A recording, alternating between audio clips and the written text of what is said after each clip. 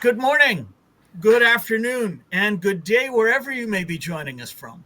Welcome to a special edition of the Digital Download, which is The longest longest running weekly business talk show on LinkedIn Live. Live. Now globally syndicated on TuneIn Radio. All right, we'll work on that. In celebration, just so everybody knows, as we continue to work on that, it's going to sound precisely the same. Yeah, it is. So we will continue to work on it, but it's just going to sound the same. Pretty much. In celebration of the inaugural World Enablement Day, today we're asking, what is social enablement? But before we jump in, let's go around the set and introduce everyone. While we're doing that, why don't you in the audience reach out to a friend, ping them, and have them join us? We strive to make the digital download an interactive experience. Audience participation is highly encouraged. All right. Tracy, would you kick us off, please? I would love to. Thank you, Rob. I am Tracy Borison, founder of TLB Coaching and Events, where we care about how marketers are using social selling. So I'm super excited to talk about social enablement today from a marketing perspective. And I'm also a very proud partner of DLA Ignite. Excellent. Thank you very much. Bearded sales guy, Alex. Hello all. Yes, the bearded sales guy. Calling from Portugal. Calling from Portugal. Otherwise known as Alex Abbott, founder of Sapiro and the creator of the conversation operating system. I too am a proud partner of DLA Ignite, and I'm ecstatic about this topic today. Social enablement. Fantastic. Thanks for being here. Thank you, Rob. I was looking for a reference to the professor in your book, and I couldn't find one. I think I allude to it, but not the professor, no. Haven't really adopted that moniker yet. Bertrand. Yes, good afternoon, everybody. My name is Bertrand Godillot. I am the founder and managing partner of Odysseus & Co., a very proud DLA partner. Excellent. Thank and you I'm glad very to be much. Here today on my favorite topic. Excellent. We're glad to have you here. Adam. Hi, everybody. I'm Adam Gray, co-founder of DLA Ignite. Now, I'm going to steal some of Tim's words here, and we'll see why as we work our way along the top here. I'm famous for writing the book Brilliant Social Media. Excellent. Tim, welcome. Welcome, thank you. My name's Tim Hughes. It's a bit strange doing this on a Monday rather than a Friday. It is, isn't it? Yeah. It is really strange. Welcome to everybody. I'm the CEO and co-founder of DLA Ignite, and I'm famous for writing the book Social Selling Techniques to Influence Buyers and Changemakers. Excellent. Welcome. Thank you very much. And myself, I'm Rob Durant, founder of Flywheel Results, a proud DLA Ignite partner. And I'm not famous for writing anything. No. Yet. No, you are. You are famous now. Famous now for writing the Social Enablement Blueprint. Stop pitching. Start selling. So I don't know about you guys, but Rob, Tim, and Adam are all along the top. I know. What was that? Was that planned? So we have the authors at the top and the authors are just a little above. Gives you something to aspire to, right? We're coming for you. Yeah. There you go. Awesome. All right, so we've talked a little bit about social enablement, but most people probably have not yet heard that term. So let's start by answering the foundational question. What is social enablement? Social enablement is not a connect and pitch sales program. And that's why I prefer to use the term social enablement in place of social selling. In many circles, social selling has been given a bad name. Social enablement, on the other hand, is the strategic and tactical process of leveraging social media to drive more conversations and ultimately drive more opportunity. And it applies to all departments at all levels within an organization. Social enablement is not just for sales. Social enablement is the process by which organizational leaders, enablement professionals, and marketing and HR teams can support sales teams as they apply the Ignite social selling and influence sales methodology to their social selling efforts. Adam, I think I've been through your social selling and influence class with Ignite at least 5 times now. I was going to say it's a lot more than 5, I think, Rob. And yet, I still want to ask you, what is Ignite? Well, when Tim and I set the business up, we knew that social media was the future of comms and sales and visibility and all of those things that make the different functions within an organization work effectively. And there were lots of LinkedIn trainers and top tricks type things out there, but we wanted to produce a proven, repeatable, predictable methodology, which we hope changes the way people think about this and how they behave in the online space. And this is not just about creating a plan and knowing that you have to be more friendly or more approachable. But yes, there is an element of that. You have to have a vision, you have to have a dream, you have to have an idea of where you're heading, but you also have to know the steps and the processes that you need to undertake, not just in order to achieve success, because a quick win is success, but it's also a degree of luck, but how you can do that in an ongoing way. Because, one of the things that we like to say is that being successful on social media is hard work, but it's a hell of a lot easier than the other options. And the point is, you want to get the maximum possible result you can in the most predictable way with the least amount of effort. So that's what we've created with this. Awesome. Tim, I know you wrote about this recently. What tools and technologies are essential for effective social selling and social enablement? Do I need to buy an AI? It's a great question, Rob, and one I get asked a lot.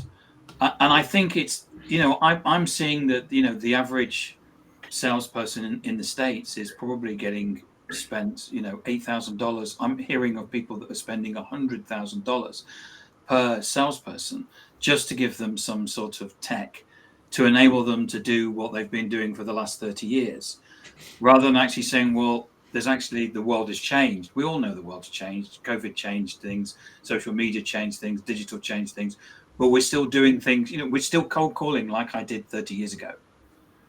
And why are we doing that? Partly because the leadership is saying, well, we need to be doing it because it worked for me 20, 30 years ago. So what they need to be doing is actually raising their heads up and seeing that there's actually something else. And this isn't about sending people spam messages on social media. So bottom line, how much am I investing?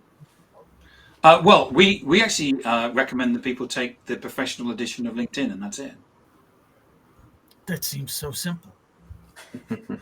Some of the best things are so simple. You can save an awful lot of money and get better results. Isn't that an amazing thing? Is that more for less?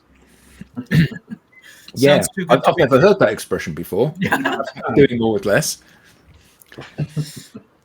So, Alex, funny about this, if I could just share something from like a marketing perspective, because one of the things that I love about the phrase social enablement instead of social selling is, as you mentioned, Rob, that's kind of been segmented for sales, right? People said like social selling is for sales people or sales activities. And one of the things that has confused me for a very long time is that marketers are responsible 98% of the time maybe more than that. I'm being conservative. For the social presence of a business. So we got marketers over here creating the social presence of the business, as in they are posting things on social media, generally multiple platforms of social media. And then we have the salespeople over here. Maybe they're doing social selling activities, or maybe they're doing the old school cold calling types of activities.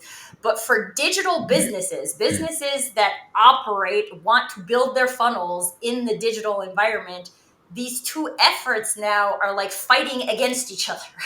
Right? So I got sales over here doing this. I got marketing over here doing this. Nobody knows what each other is doing. And so we can't build something together. We're not actually moving anything forward by the activities that we're doing. And if you look at most marketing organizations and the social activities they're doing, AKA posting posts or white papers or client testimonials on their company page, they don't do anything. They don't do anything. And so maybe now you're paying money for a marketing tool to do that. You're most likely paying a marketing resource to do that. So there's a cost associated with these things, even though there's not a cost of having a company page on LinkedIn. And we just keep doing it. We just keep spending this money, and it just keeps going into the toilet. And when we look at this opportunity to enable people from a business perspective to be social on social media, this is, I mean, we're going to talk a lot about sales today, I'm sure, but from a marketing perspective, I just think like this is critical, right? Like if you are going to have your marketing people doing activities on social media, they need to be socially enabled, and they are not being socially enabled today. And I'm very fired up about it. Yeah. So Tracy, can I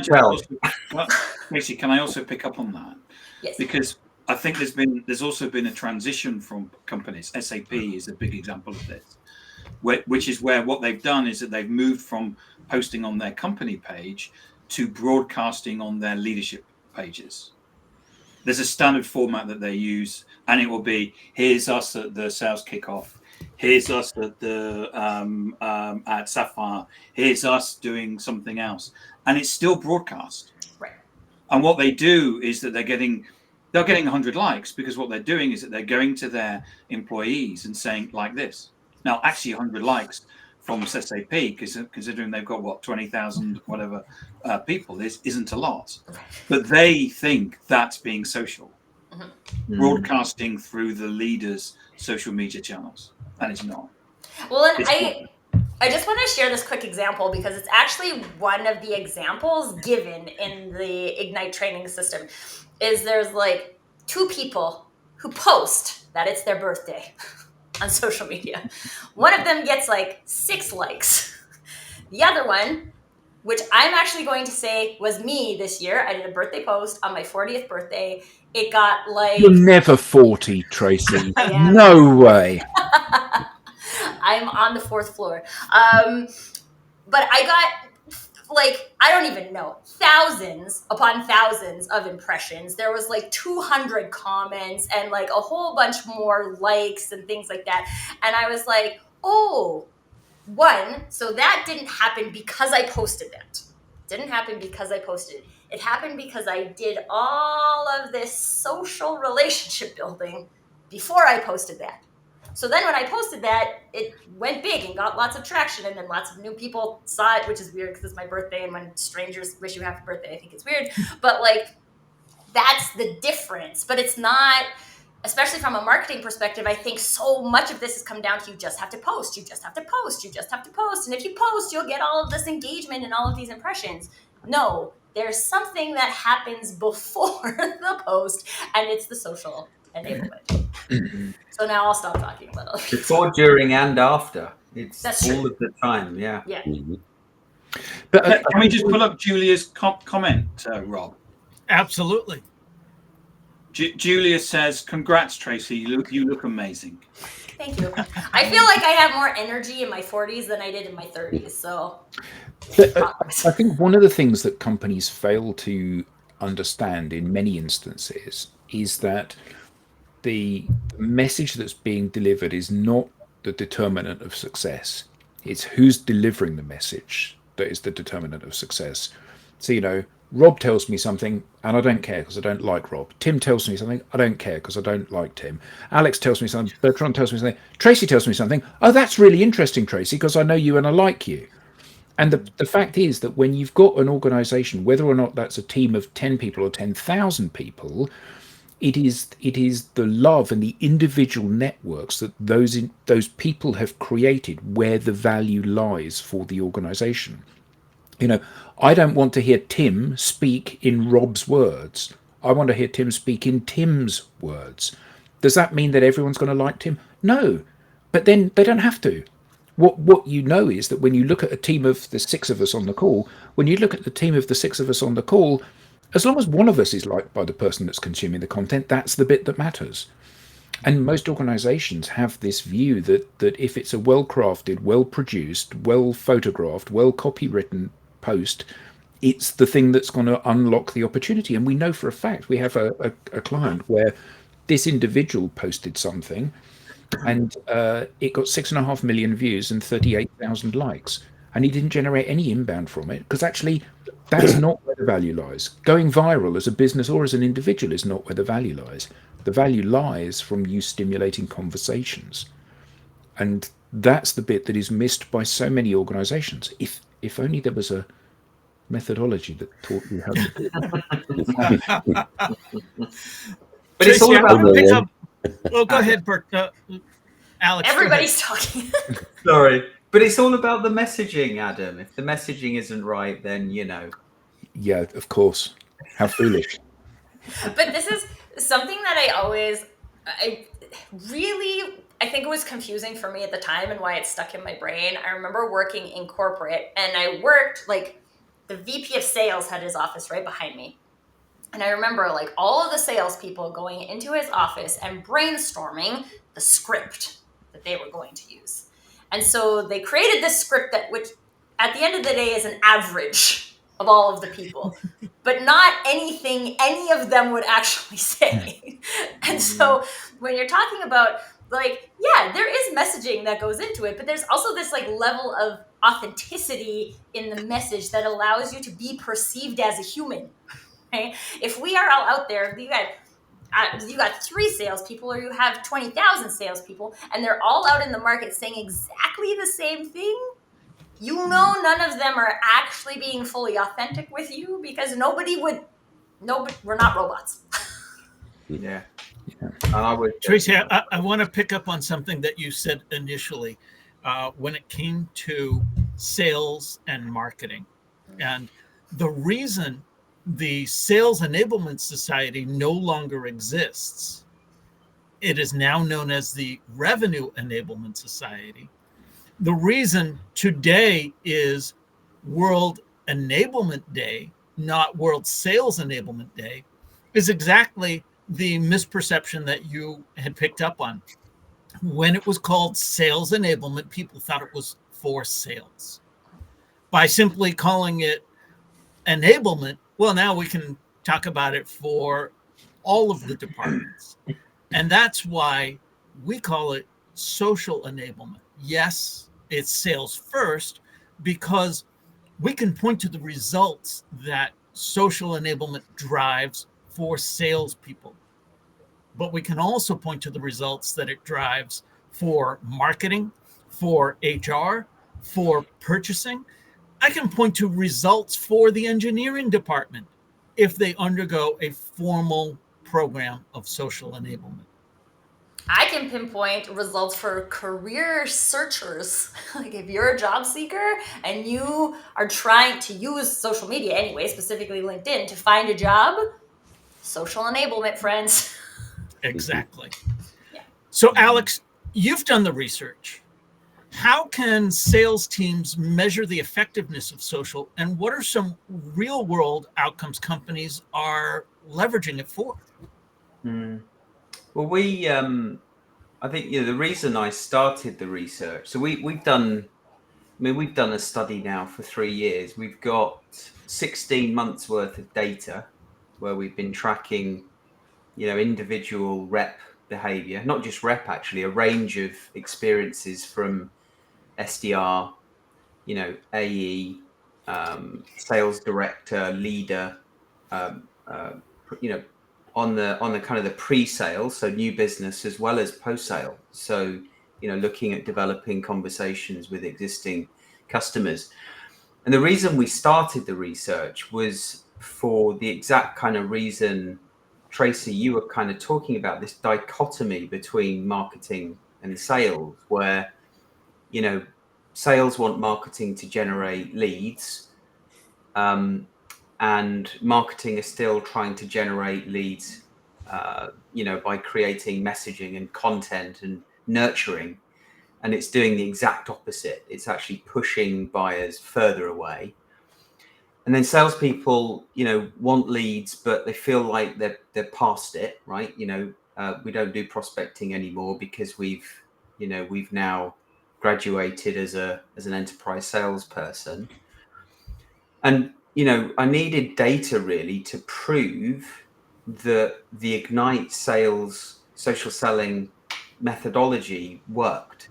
So when I was going into conversations with sales leaders, challenging them to get their sales teams to do more prospecting, build relationships with their territories at scale, I had the data to back that up. But on the other side, also with marketers, to tell, to educate marketers, about the importance of adapting their approach. Certainly, I'm talking B2B sales and marketing, right? So, no longer can marketers just expect to do what they're doing and have different results.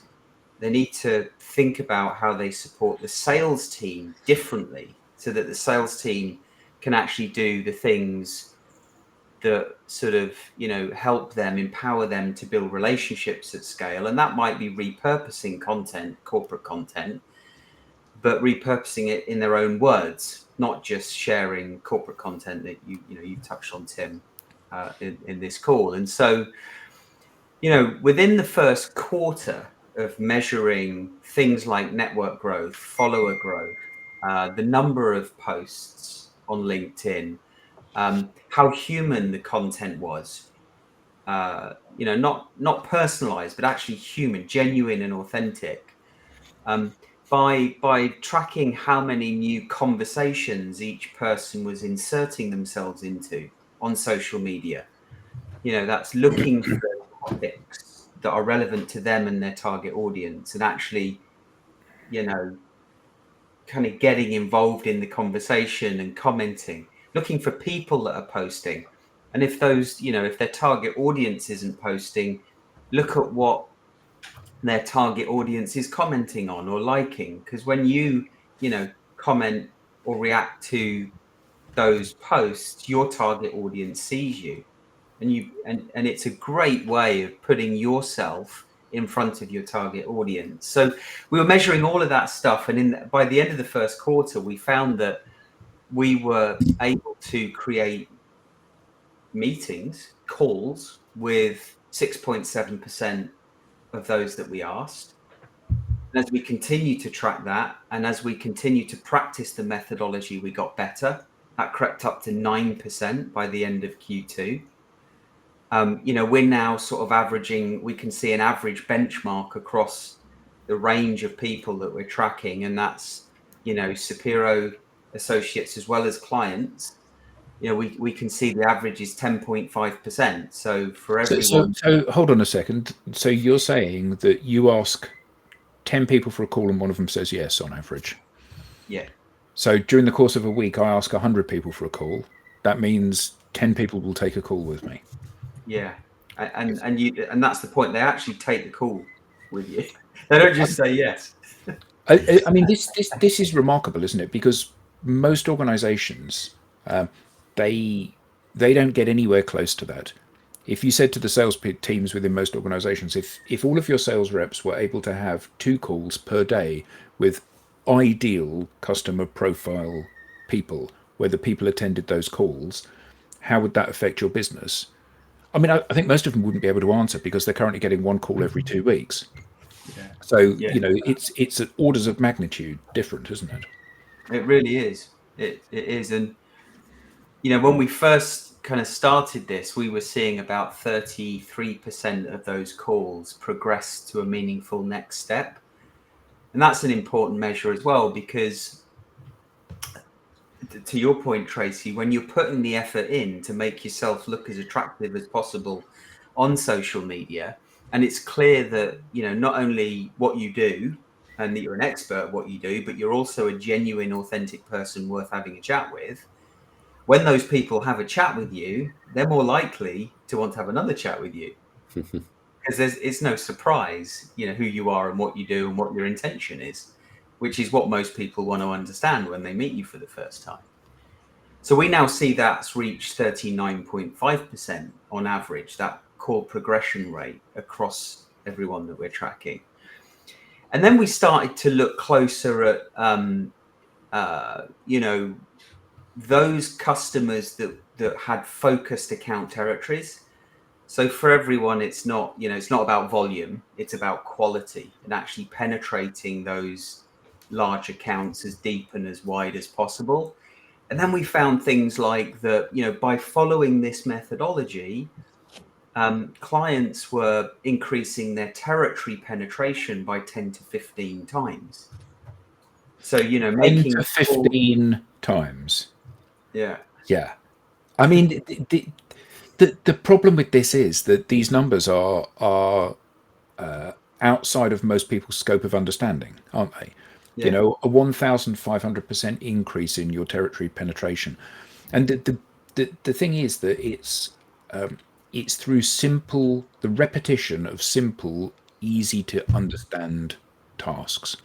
Yeah. That's the point, isn't it? Like going to the gym. If you want to get fit, you need to not lift heavy weight once. You need to lift it 100 times. And that's the point. It's about teaching people how to do these things, because we know time and again that it addresses the fundamental issues that every sales function in an organization has these days. Yeah. So true. And you deliver those numbers so casually, Alex. Yes. They are groundbreaking. Yeah. They are not casual at all. I know. I should perhaps be singing and dancing whilst I'm telling you. The way you smile when you land these numbers, actually, for the ones who are just listening to us, tells a lot. Yeah. Well, but I'm also thinking of this from I would say that the majority of marketing qualified leads are not at all qualified or leads. They're neither of those things. We just call them that because that's what we're getting measured on from a marketing. They have a pulse. Right. But can you imagine if you had that kind of rate in generating marketing qualified leads and 39% of your marketing qualified leads became sales qualified leads? Like, that number is insane, right? People don't get that. But that's because people are not I would say right now people are not being socially enabled. So it's not even that they're sitting on the skill stack right now and not doing the things. They have not been enabled in this way. And so this is why this conversation is so important, is like, what does it actually look like to be socially enabled? And then once you are, and you've gone through the effort, you've put in that 90 days, 100 days of effort into building things, then you get to see those numbers. Yeah. But you have to be enabled by the thing first. You do. You have to do the thing, is what you're saying, Tracy. To get the thing, you have to do the thing. Yeah. It's well known around here. It is. We had one client who had been working with their SDR in partnership. So he was a sales director working with his SDR. 5 months they were cold calling and emailing into their territory. One meeting. 5 months after their journey with this program, 36 meetings, averaging 2.4 meetings per active account, had engaged 6.4 times more stakeholders than before, which is huge when you think about enterprise sales and the number of stakeholders now influencing, purchase decisions. And now I've got the luxury of kind of looking back. So beyond the 5 months, ends the first year. All right, he finished in the top half of the table, but the thing that is just wonderful about it is looking into year 2 in the first half, 70% of his H1 pipeline is committed revenue. And now he's thinking about just creating a predictable flow of pipeline and revenue, which is the holy grail for anyone in enterprise sales. And the confidence that he has now is just unreal. And he can trust, to your point, Adam, he just trusts in this process. But I mean, let's be honest. If you've been thrashing away for 5 months and generated 1 meeting, and then you try this, and in the same period of time you generate 38 meetings, did you say? 36 meetings. So a 36 times increase in the number of meetings that you've got. And that would give most people confidence, wouldn't it? Yeah. And they are good meetings. That's the point. They're actually potentially better meetings even than the one that was achieved in 5 months. Yeah. So one of the things that I quite find funny, because I have a dry sense of humor, is that one of Alex's clients is an email marketing company, and they can't get any business through email marketing. So they came to Alex and said, Alex, our email marketing system doesn't work. Can you help us with social selling? This is the thing, right? Like, email has its place, right? There's lots of things that email can do, but from a lead generation point of view, it's mostly useless for most businesses. And even if we're primarily talking about B2B here, and there's a lot of differences between B2B and B2C. And so if you're trying to this is something I really observed too with the split of sales and marketing, because I do think in some industries it makes sense to do that in B2C. I used to work in retail furniture. The marketers sit in the corporate office, they make flyers, they send out the flyers. The salespeople are in the store waiting for people to come in. Marketing's job is to drive people into the store, which really, is it working? I don't know. People come in when they need a fridge, right? Your fridge breaks, you come in and you buy a fridge. The salesperson sells you a fridge, right? The activities of sales and marketing don't have to be connected in order for it to work for a business. But from a B2B perspective, people are seeing your marketing efforts and interacting with your salespeople at the same time. So if those two things are not aligned and not working well together, we're actively breaking your brand experience instead of actively building your brand experience. And again, if marketers are here for anything, is it not to actively build your brand experience? I think I would take issue with what you said there, Tracy, because they're not seeing your marketing efforts. And the point is that the reason they're not is that, we all are very good, whether or not we're scrolling in Facebook, or we're looking at our inbox, or we're driving down the street or sitting on the subway looking at, with the adverts around us. What we do is we actively tune this stuff out. It's true. And the reason we do is that how well you can do your job is partly based on how well you can focus on that job. And when I'm getting loads of emails with people saying, just bouncing this or circling back round in order to have a conversation, or did you get a chance to have a look at no. And I remember the words of Gary Vee. He said, content is king, but context is God. And the point is that the reason that I'm going to read your email is because it's your email. It's got nothing to do with the content of it, because I only know that when I've consumed the email, and I'm not going to consume it because I've no idea who the hell you are. And it's this point, isn't it? If you build a relationship first, you build a platform on which not only are you likely to listen to what I say, but you're likely to believe what I say. And that's a huge disconnect in, pretty much every marketing or marketing function, because they believe that the solution is volume. And if you're selling training shoes, it is volume. Nike, Adidas, Reebok, whatever, they will do pretty much the same thing. I'm going to buy your brand because I like your brand, or because I think it's really great that LeBron James wears a pair of those, or whatever it may be. That's a perfectly valid thing. If you're selling an enterprise-wide ERP system, it ain't going to work in the same way. The fact that Richard Branson is saying there, well, I use the Oracle ERP. It's like people don't care. They have no interest in that. And the only way you can get them to care is if they form a bond with you and you demonstrate through your actions that you know what you're talking about. And Yeah. that's something that seems to have blindsided most people, doesn't it? It is. I really love what you're doing with this book, Rob, because to your point, Adam, and to your point, Tracy, marketers are spending most of their time, if not all of their time, trying to search and qualify the 5% of people that are in market to buy the thing that they sell.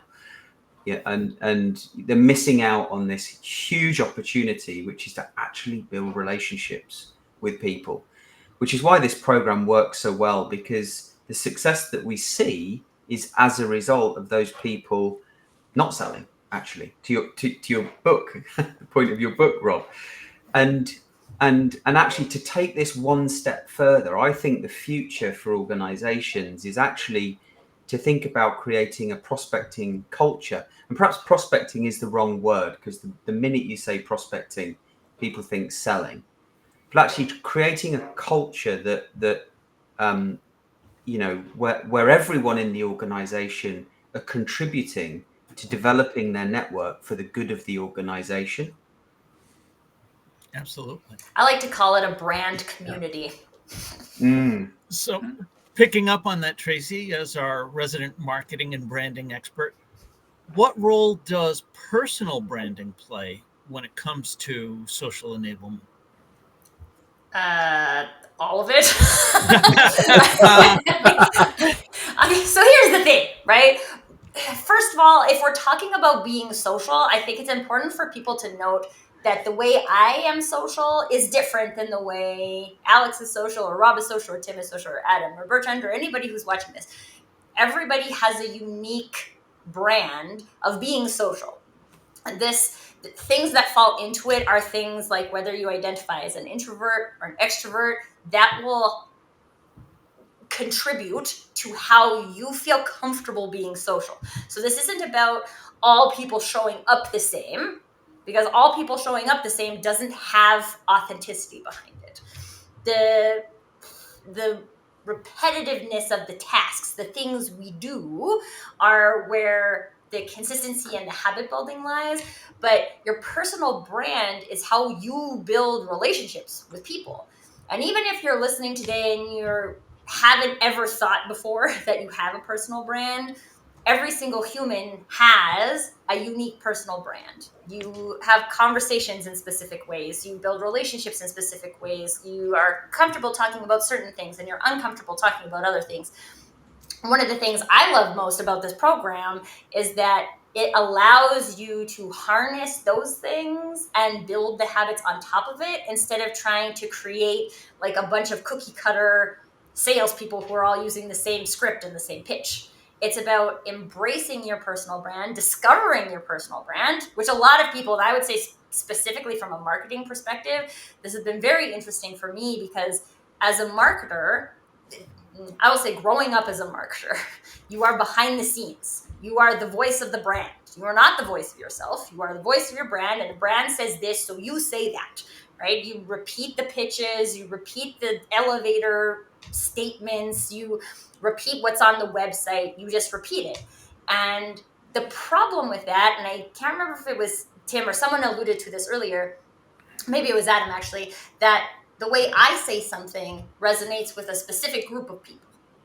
But Tim could say the same thing in his own words, and it would resonate with a different group of people. And so from a marketing perspective, there's a lot of power in that, because now I've created the opportunity to resonate with a whole ton more people. You got 6 marketers on your team. You have the opportunity to take what is a lockdown narrative right now and open it up to 6 times the amount of people by enabling the personal brands behind the social interactions. Now, again, a lot of marketers right now aren't even having social interactions. Their job is to post the thing on social media and then tell the salespeople to share it. And the salespeople sometimes do, sometimes they like it. Most of the time they do nothing. And we just keep doing the same things. But at the end of the day, this is about igniting that uniqueness of the people behind the scenes within the umbrella of the brand. Because I think a lot of times why people are afraid to do this from a marketing perspective too is that they're like, but this is our brand. Our brand has to be this. But if you've hired your people responsibly, then your people should match your brand. Okay? So if you let your people go out and be people, it should match your brand. And this is why, Rob, you talked about why this has like a HR and a culture perspective attached to it too, because if you historically haven't done a good job of hiring your marketers or your HR team or your engineers or your salespeople in alignment with your brand values, then yeah, you would be terrified to let those people go into the social environment and share what they're going to share. But then there's other problems. I'm gonna leave it at that for now. Bertrand, I wanted to ask you, as one who has recently started practicing Ignite in the French market, how do language and culture play into social enablement strategies? Well, of course, Rob, I mean, obviously, we'd love to think we're different. But the reality is that we do have social animals. We do have people who are more reluctant to being social. But, you know, my own experience, every single call I have with my new contacts on LinkedIn are actually very high quality. We discuss our challenges. We also share thoughts about how to solve them. Now, is the French market different? Of course, the language is different. I've started applying Ignite, I think, a little bit more than 4 months ago. I have more than doubled my number of contacts in my target market. I'm on the range of 5 to 10 conversations a week. And when I talk about having high quality conversations, there are some of these new contacts I'm already on the third or fourth call with them, because we actually have created a relationship, and I'm glad we talked about this, which is the exact opposite of what very unfortunately is hiding behind the term social selling in practice. Because in practice, and to go back to what you were saying, Tracy, when the term social selling in our market is just all about automation and SDRs, completely disconnected. And then you end up with a sales team who's not social enabled. So it's completely counterproductive, as you very well stated. So that's also why there are people who are reluctant to getting on a conversation. The reason why they are reluctant is because they believe they're going to be pitched, which is obviously not the goal of creating a relationship and being on a social network. We are here to do the networking activity. And by the way, one number I was contemplating again this morning is my level 2 connections are currently at 320K, which means that even with a very small network, but very targeted, you actually have a lever, which is completely crazy, assuming the fact that you have truly created a relationship, and not just sending a flyer or a digital version of the analog flyer. I don't think that is working. So great experience here. We're no different than any other country from a B2B perspective, I'm quite sure. Does that answer your question, Rob? Absolutely. Thank you for that. As we've got 15 minutes left, I thought I'm going to talk about this. Okay. So Rob doesn't want to talk about his book, but we're going to talk about it. So it's not available on Amazon yet, is it, Rob? No. Because I checked and No. The great thing about writing a book is writing a book. The challenging thing about writing a book is everything else that goes with it. And as others know, and I have learned, you need at least 3 full business days before you post a book to Amazon before it's available for distribution. With delays in writing, delays in editing. Have you posted it to Amazon? So it is now. It will be any moment now. It'll be available. It will be available by the end of this week. And if you would like to get notice of the wait list, you can go to socialenablement.pro. On socialenablement.pro or the QR code on screen, you can register to have an email notification when the book becomes available on Amazon and other book resellers. Yes, sorry about that, Alex. It's all right. It's a good resting spot. So, Rob, your book, in a nutshell, why should somebody buy your book? That's a great question. Honestly, they shouldn't. They should know these things already. I know the answer. Oh, I know. Because you know Rob and you like Rob and you want to support Rob, and that's why you buy your book. And this is what social enablement is all about, folks. There you go. Honestly, there's nothing groundbreaking in there. It's no, but I would disagree. I would strongly disagree. You're short selling this, my friend. Yeah, because there is. There's nothing groundbreaking in there. I read it as well, that Rob's brain didn't know. He knew it and he wrote it down. Yeah, but there's a lot of really groundbreaking well things written in there that other people do not know. No, but I think that the point is that yeah, from a fact perspective, you know, we've been doing this for nearly a decade now. So we've published all of our IP into the public domain if you chop it up and, you know, put it out there all the time. But the thing that you've achieved, Rob, is you've brought it all together in a really coherent way, and you've wrapped it in a beautiful narrative that is easy to understand and easy to digest. And I've made loads of notes from having read it, where I've thought to myself, I'm going to steal that with pride, because that's such a great way of describing that particular thing, or how you've phrased that, or how you've positioned that. And I think that for anybody in a sales role, be that a sales leader, a sales enablement professional, a sales enablement leader, a salesperson, anybody that's in a revenue-facing role, they should read this book because it helps frame the actions that they need to take to be successful moving forward. You know, every time you go onto LinkedIn, there's somebody saying they've got a 2-hour masterclass that will tell you all of the secrets. Yeah, and all of these things are great, and they do tell you the secrets that you need to know, but they don't tell you how to implement the secrets, and they rarely tell you why you should implement the secrets. And the beauty of this is that it clearly lays out what the process is, and it says you need to learn more about this bit, and you need to learn more about this bit, but it gives it great context. And I don't believe that anybody can read that book and then not at the end of it say, right, I understand what the road ahead looks like if I choose to go down this path. And I think that from that perspective, if nothing else, from that perspective, it's a must read for everybody in a revenue role. And what I'd like to add to that, Rob, is that it's clearly written in your voice.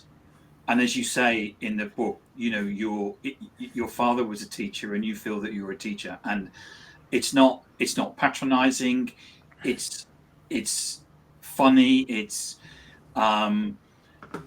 positive, it's and the thing, and you've got these great exercises at the end of the chapter. So it's not like, here I am standing on the top of a hill with 10 commandments, go away and do them. You actually got the exercises to say, this is how you do this, and you've come up with and you know, this is a great example.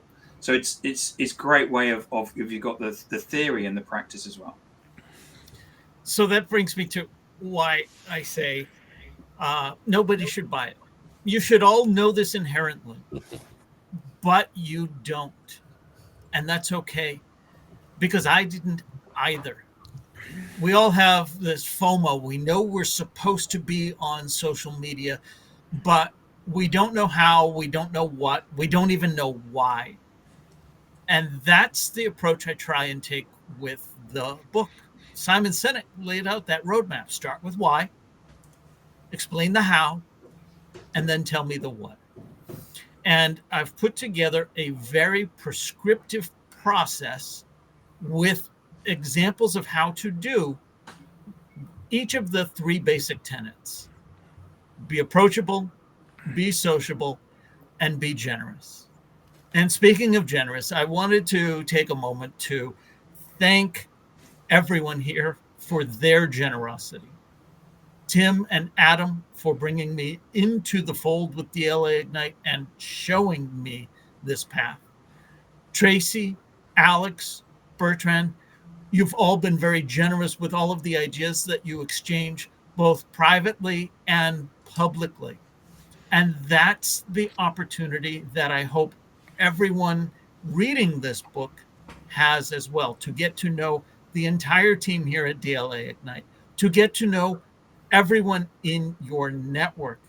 We all have valuable things to say, but we just sometimes don't know how to go about saying it.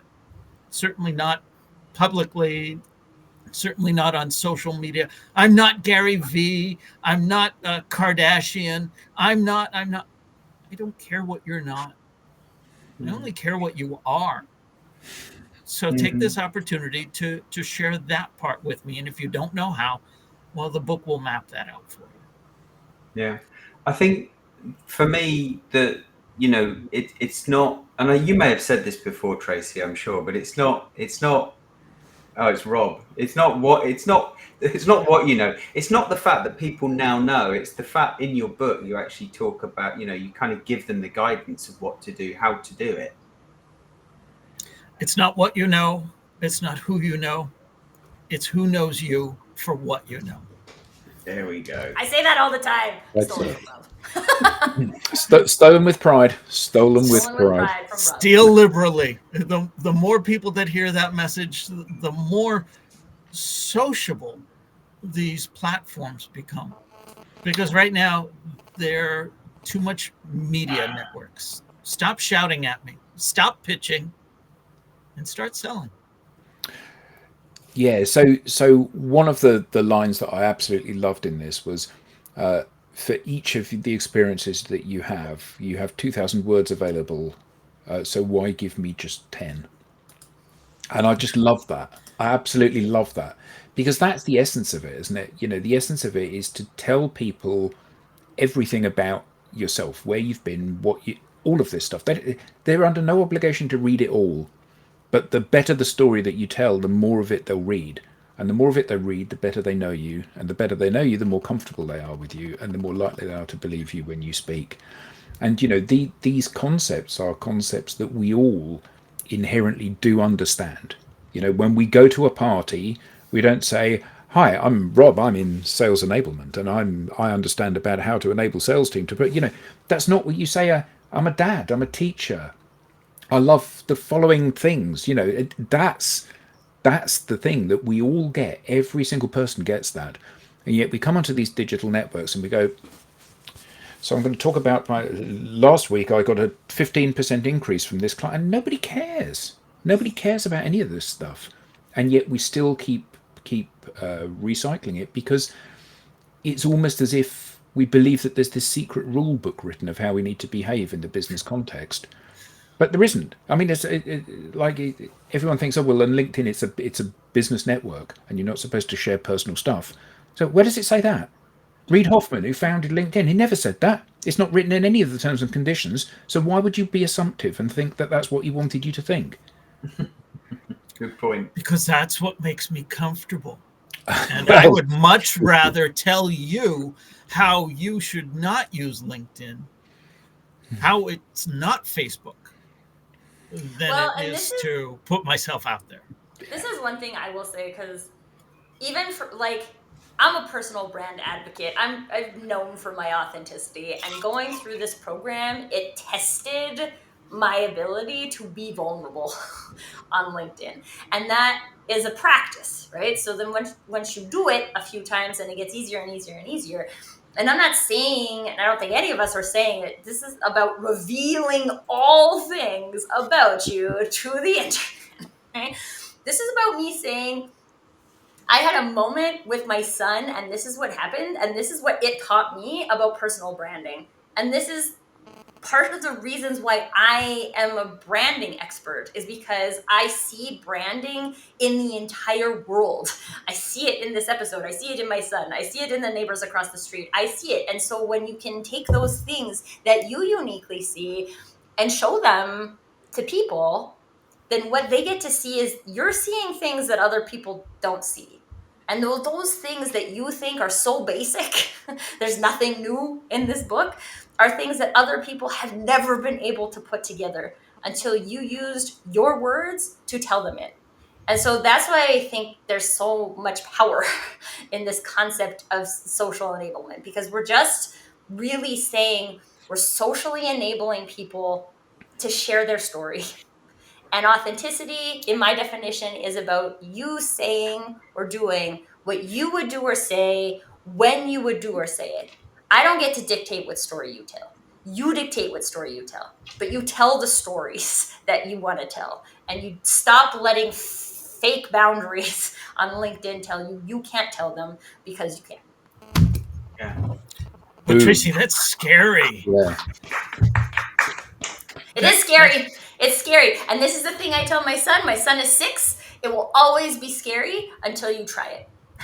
Well, it doesn't get less scary until you try it and you start to work your way through how you would do it. And then once you find your way to do it, it's not scary. But as long as you sit there and wait, it will continue to be that same amount of scary. It won't get any less scary. You got to just do it. Yeah. Right. Perfectly right. Perfect. I think that is a perfect way to wrap this up. If you want the thing, you have to do the thing. Is that what we're saying? I heard that. I heard that before. You want the thing, you have to buy the thing. There we go. Get the book. You can join the waitlist for the Social Enablement Blueprint at socialenablement.pro or scan the QR code on screen. We now have a newsletter. You can sign up for show highlights, beyond the show insights, and reminders of upcoming episodes. You can visit us at digitaldownload.live and click on newsletter, or follow the QR code on screen. On behalf of the panelists, thank you all for being part of this inaugural World Enablement Day special edition. And we'll see you next time on the Digital Download. Well done, Rob. Thank you Bye, all. everyone. Well done, Rob.